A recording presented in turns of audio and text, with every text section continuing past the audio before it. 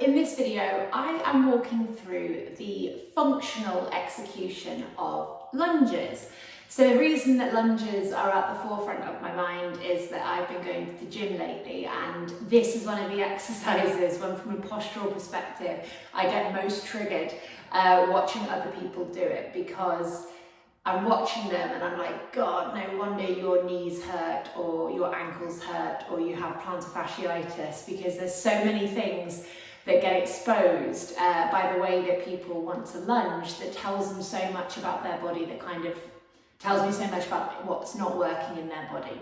So when we see people lunging, what you will see a lot of is a real drive through the upper body.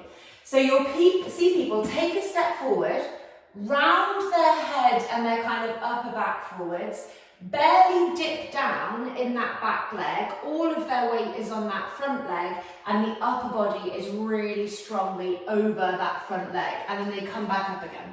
And then they do the same thing on the other side. It's this kind of whole body leaning forwards, absolutely no weight on that back leg, and we're really overloading in some respects that front leg.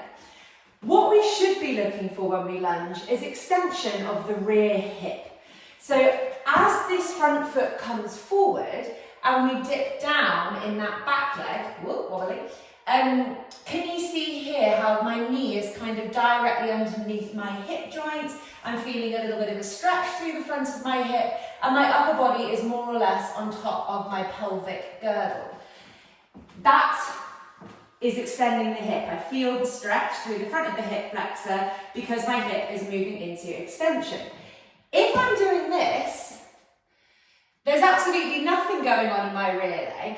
You might find that that front knee hurts, or the front ankle hurts, or maybe the upper back and the neck hurts because of how much it's rounding, but we're really not achieving the motion that we want to achieve through the back of that rear hip. So a little tip for you whilst you're doing your lunges. I don't want you focusing on, firstly, how fast you go. So the biggest mistake that people make in their gyms or their exercise classes, but it's not necessarily their fault because it is just the pace of the gym class, is that they try and move too fast. So if you try and move too fast, you'll be more focused on being competitive and watching all the other people around you rather than focusing on how you're doing the exercise. So if you're going fast, you might just be going like this, sort of slamming yourself down and forwards into that front leg. So problem number one, going too fast, slow it down a little bit. And problem two, don't worry too much about how far down you go. So if you are very kind of thoracically dominant and you don't have this extension through the rear hip, but also in a general sense kind of power through your legs, because it's a lack of power through the legs that will make the upper body want to come forwards, what will happen is you'll try and get low, but you're creating that lowness sort of from the upper body rather than it coming from that rear leg. Can you see the difference there? This is my rear leg moving, taking the weight of my body. There's more going on in my rear leg here than there really is the front of my leg. Versus this, the upper body is going low. So when you do your lunges, here's a tip for you, and this is how I do them. Hands behind your head, okay? You're going to put your hands behind your head, pull your shoulder blades back and down into the middle of your back, keep your neck long, and remember to keep breathing, keep your belly nice and relaxed. And as you take that leg in front of you, you're not allowing your upper body to come forward. So having your hands behind your head is going to make you more aware of that tendency to round in the upper back. Shoulders stay above the pelvis. The knee moves down, and then we move up. This will be achieving hip extension. This might feel significantly harder, significantly more wobbly, and you will not be able to probably get down so low, but it's because you're doing the exercise more functionally.